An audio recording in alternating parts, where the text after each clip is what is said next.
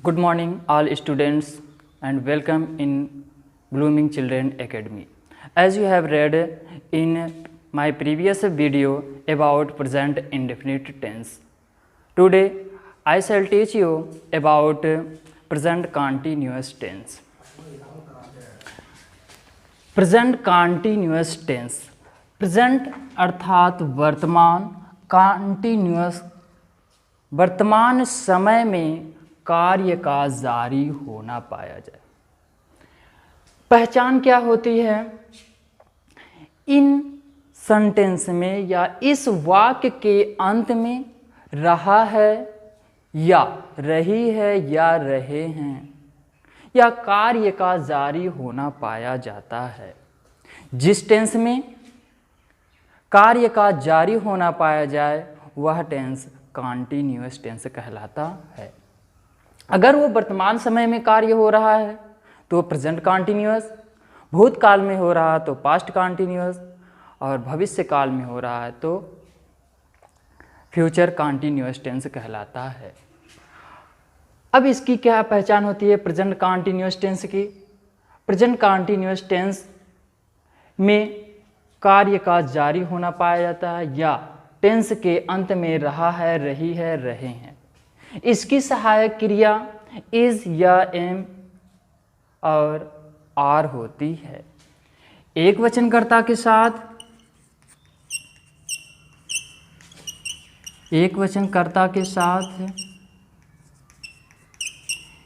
Is का प्रयोग करते हैं, बहुवचनकर्ता के साथ आर का प्रयोग करते हैं, के साथ आर का प्रयोग करते हैं तथा आई के साथ आई एम का प्रयोग करते हैं।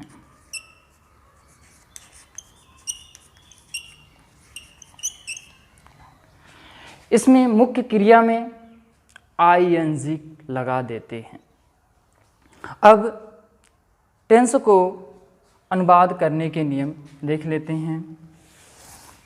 जैसे ये आ जाए, राम कपड़ा धो रहा है, वह नहा रहा है, मैं बाजार जा रहा हूँ। लास्ट में है आया तो प्रेजेंट हो गया, रहा, रही, रहे आ गया तो कॉन्टीन्यूअस हो गया, प्रेजेंट कॉन्टीन्यूअस। अब इसका पहला पार्ट होता है असर्टिव सेंटेंस। असर्टिव सेंटेंस दो प्रकार के होते हैं। नंबर 1 पॉजिटिव, जिसे कहते हैं सकारात्मक।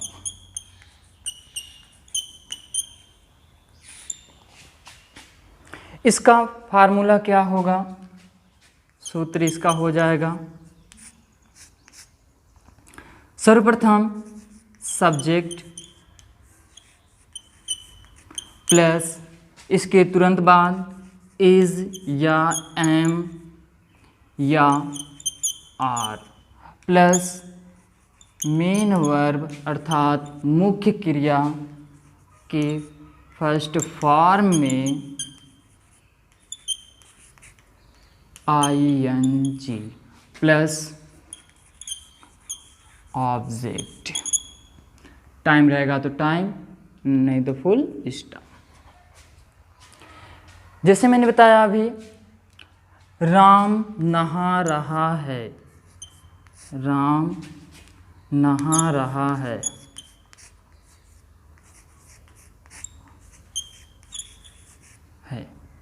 Full stop.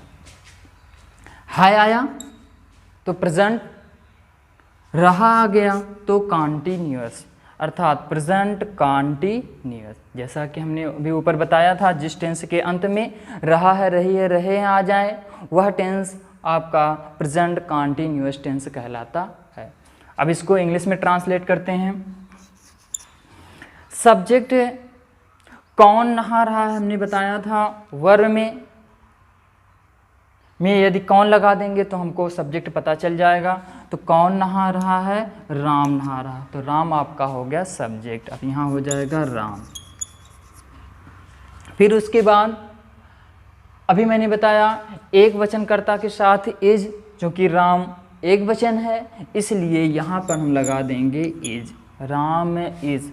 फिर दिया है आपका इन तीनों में से कोई एक लगाना था, एक ही लगा दिए कर्ता के अनुसार। अब मेन वर्ब के फर्स्ट फॉर्म में ing, तो मेन वर्ब आपका क्या है, नहाना। नहाना की अंग्रेजी होती है बाथ। अब इसमें क्या कर देंगे, ing का प्रयोग कर देंगे। अब ing का प्रयोग क्यों करेंगे, चूंकि रहा है इसलिए। कार्य को जारी रखने के लिए हम वर्ब में ing का प्रयोग कर देते हैं। अब यहाँ पे हमारा हो गया फुल स्टॉप। ये दे दिया जाए, मैं खेल खेल रहा हूँ, मैं खेल खेल रहा हूँ।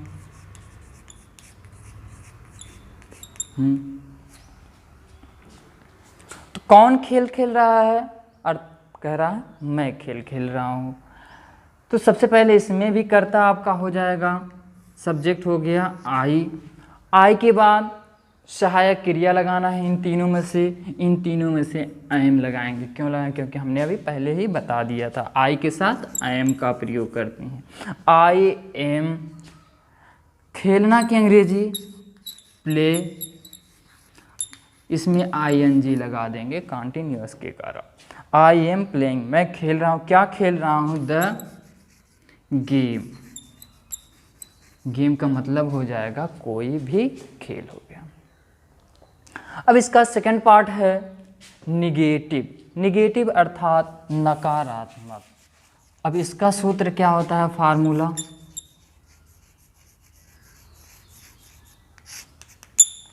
इसमें भी वही करेंगे। सबसे पहले सब्जेक्ट अर्थात कर्ता प्लस इज या एम या आर, सहायक क्रिया के तुरंत बाद नॉट का प्रयोग कर देते हैं। कोई भी टेंस हो, अगर वो निगेटिव हो तो उसमें सहायक क्रिया के तुरंत बाद नॉट का प्रयोग कर देते हैं। सिर्फ निगेटिव हो तब, इंट्रोगेटिव निगेटिव होगा तब नहीं। नॉट प्लस मुख्य क्रिया अर्थात मेन वर्ब के फर्स्ट फॉर्म में ing plus object, full stop. Time रहेगा तो टाइम। अब यहाँ दे दिया जाए, जैसे यही दे दिया जाए, मैं खेल नहीं खेल रहा हूँ या मैं तुम्हें नहीं पढ़ा रहा हूँ। मैं खेल नहीं खेल रहा, फुल स्टॉप। तो यहाँ भी सबसे सर्वप्रथम दिया है सब्जेक्ट, तो हम यहाँ पे लिखेंगे सब्जेक्ट अर्थात मैं हो गया सब्जेक्ट। फिर उसके तुरंत बाद इन तीनों सहायक क्रियाओं में से कोई एक सहायक क्रिया लगानी है, वो भी कर्ता के अनुसार। कर्ता आई है, आई के साथ हम एम का प्रयोग करते हैं, आई एम, और इसके तुरंत जस्ट बाद हमें नॉट का प्रयोग करना है, आई एम नॉट। फिर फार्मूले में दिया है मेन वर्ब के फर्स्ट फॉर्म में ing, तो मेन वर्ब क्या है, खेलना। खेलना की अंग्रेजी अभी मैंने बताया था प्ले, और इसमें चूंकि रहा है तो ing, प्लेइंग हो गया। क्या नहीं खेल रहा हूँ, खेल, प्लेइंग द गेम। कोई भी, गेम का अर्थ होता है कोई भी खेल होता। मैं खेल नहीं खेल रहा हूँ, मैं हिंदी नहीं पढ़ रहा हूँ, या तुम गाना नहीं गा रहे हो, गाना नहीं गा रहे हो, फुल स्टॉप। तुम क्या, तुम, अब यहाँ पर सब्जेक्ट कौन है, तुम। बहुवचन है, बहुवचन कर्ता के साथ आर, यू आर। क्योंकि निगेटिव है इसलिए हम तुरंत करेंगे प्रयोग नॉट, यू आर नॉट। सर्वप्रथम सब्जेक्ट, फिर सहायक क्रिया, फिर उसके तुरंत बाद नॉट, फिर उसके बाद वर्बिंग अर्थात मेन वर्ब के फर्स्ट फॉर्म में आईएनजी, गाना की अंग्रेजी हो गई सिंग, रहा है ING singing, singing the song, full stop. Next आपका आता है इंट्रोगेटिव। इंट्रोगेटिव अर्थात प्रश्नवाचक। इंट्रोगेटिव दो प्रकार के होते हैं, फर्स्ट सेकेंड इंट्रोगेटिव। इंट्रोगेटिव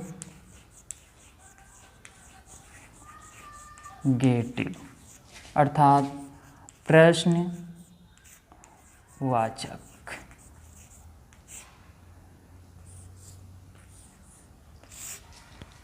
अब ये दो प्रकार के होते हैं। फर्स्ट इंट्रोगेटिव में क्या होता है, फर्स्ट इंट्रोगेटिव में वाक्य प्रश्नवाचक वाला शब्द से ही आरंभ होता है, और सेकेंड इंट्रोगेटिव में WH वाला शब्द बीच में होता है। जैसे आपका फर्स्ट इंट्रोगेटिव आपका हो गया, फर्स्ट इंट्रोगेटिव में आपका आएगा क्या, इसमें WH वाला शब्द आरंभ में होता है, इसमें WH वाला शब्द आरंभ में होता है। जैसे दे दिया जाए, क्या तुम स्कूल जा रहे हो, स्कूल जा रहे हो, क्वेश्चन मार्क। यदि लास्ट में क्वेश्चन मार्क है तो हमें ये पता करना रहेगा कि WH वाला शब्द कहाँ पर है। यदि वो आरंभ में है तो इसकी सहायक क्रिया तुरंत लगा लेते हैं कर्ता के अनुसार, और इसकी अंग्रेजी नहीं लिखते हैं। यदि WH वाला शब्द बीच में है तो WH वाले शब्द को पहले लिख लेते हैं, तब उसके बाद कर्ता के अनुसार टेंस का प्रयोग करते हैं। अब इसका फार्मूला क्या हो जाएगा फर्स्ट इंट्रोगेटिव का, सर्वप्रथम लिखेंगे इज या एम या आर। इसके तुरंत बाद सब्जेक्ट प्लस वर्बिंग अर्थात मेन वर्ब के फर्स्ट फॉर्म में, वर्ब के फर्स्ट फॉर्म में ING प्लस ऑब्जेक्ट अर्थात कर्म, टाइम है तो टाइम, अन्यथा क्वेश्चन मार्क, जो बचा उसको लिख के क्वेश्चन मार्क का प्रयोग कर देते हैं। अब इसमें दिया है क्या तुम स्कूल जा रहे हो, तो इसमें सर्वप्रथम हम कर्ता ढूंढेंगे या टेंस को पहले पता कर लेंगे। टेंस को पता करेंगे तो ये कौन सा टेंस हो गया है, रहे हो। रहे आ गया तो कॉन्टिन्यूअस, और हो आ गया तो प्रेजेंट, प्रेजेंट कॉन्टिन्यूअस है, हो आ जाए तो प्रेजेंट होता है। अब हम इसको ट्रांसलेट करेंगे इंग्लिश में, तो यहाँ पे देखेंगे कर्ता हमारा बहुवचन है, तो बहुवचन कर्ता के साथ हम आर का प्रयोग करते हैं। तो अब यहाँ हो जाएगा आर। इसकी अंग्रेजी नहीं लिखनी है। क्यों नहीं लिखनी है? क्योंकि WH वाला शब्द अर्थात क्या शब्द पहले आ गया है, इसलिए। यदि WH वाला शब्द पहले आ जाता है तो हम यहाँ पर इसकी अंग्रेजी नहीं लिखते हैं। अब यहाँ पे हो गया तुम, सब्जेक्ट दिया है तो सब्जेक्ट हो गया आपका तुम की अंग्रेजी होती है यू, आर यू। फिर उसके बाद मेन वर्ब अर्थात गो। अब इसमें चूंकि कार्य जारी है तो इसमें ING लगा देंगे, ING हो गया। फिर उसके बाद ऑब्जेक्ट है, कहाँ नहीं जा रहे हो, टू स्कूल, क्वेश्चन मार्क लगा देंगे। अब ये हमारा कंप्लीट हो गया। Are you going to school. यदि दूसरा एग्जाम्पल लेते हैं, जैसे दे दिया जाए वह क्या राधा खाना पका रही है, तो इसमें राधा एक वचन है, इसमें भी क्या शब्द पहले आ गया है, इसलिए हम यहाँ पर राधा के अनुसार सहायक क्रिया का प्रयोग करेंगे। अगला हमारा सेकंड इंट्रोगेटिव जो है, इसमें हमारा WH वाला शब्द बीच में आता है। जैसे दे दिया जाए, तुम कहाँ जा रहे हो, जा रहे हो, क्वेश्चन मार्क। अब यहाँ इसमें भी लास्ट में क्वेश्चन मार्क है, तो देखेंगे WH वाला शब्द कहाँ पर है।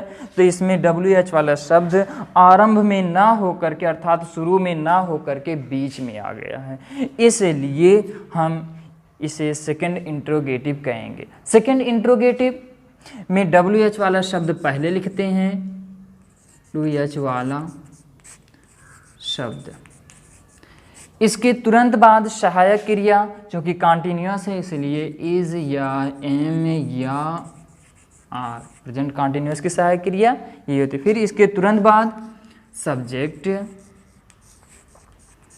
प्लस वर्बिंग, वर्बिंग अर्थात मेन वर्ब के फर्स्ट फॉर्म में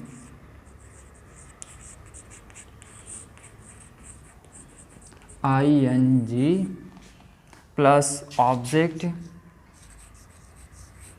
प्लस कॉम्प्लीमेंट अर्थात या समय नहीं है तो क्वेश्चन मार्क होगा। अब यहाँ देखेंगे WH वाला शब्द कहाँ पर है, तो WH वाला शब्द बीच में है।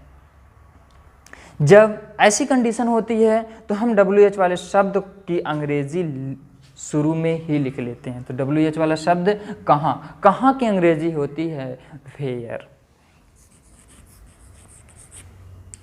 वेयर। अब फिर उसके बाद कर्ता के अनुसार सहायक क्रिया लगा देंगे। कर्ता हमारा तुम बहुवचन है, बहुवचन के लिए आर का, अभी हो गया आर, वेयर आर। फिर उसके बाद सब्जेक्ट दिया है तो सब्जेक्ट हो गया यू, फिर उसके बाद going, where are you going, question mark हो गया। चूंकि ऑब्जेक्ट है नहीं तो हम वहीं पर स्टॉप कर देंगे। इसके बाद आता है आपका इंट्रोगेटिव निगेटिव। इंट्रोगेटिव निगेटिव, तो इंट्रोगेटिव निगेटिव में कुछ भी नहीं करना, सेम टू सेम ऐसे ही रहेगा। यही ध्यान देना है कि यहाँ पर हम सब्जेक्ट के बाद नॉट का प्रयोग कर देते हैं। जैसे क्या तुम स्कूल नहीं जा रहे हो, इसी में देख लीजिए नहीं जा रहे हो, तो यहाँ पे हो जाएगा are you not going to school. या ये वाला देख लीजिए, इसमें भी यदि यहाँ पर नहीं दे दिया जाता तो भी हम यहाँ पर भी सब्जेक्ट के बाद ही नॉट का प्रयोग कर देते। होमवर्क जरूर कर लीजिए, एक ही सेंटेंस को करिए। जैसे मोहन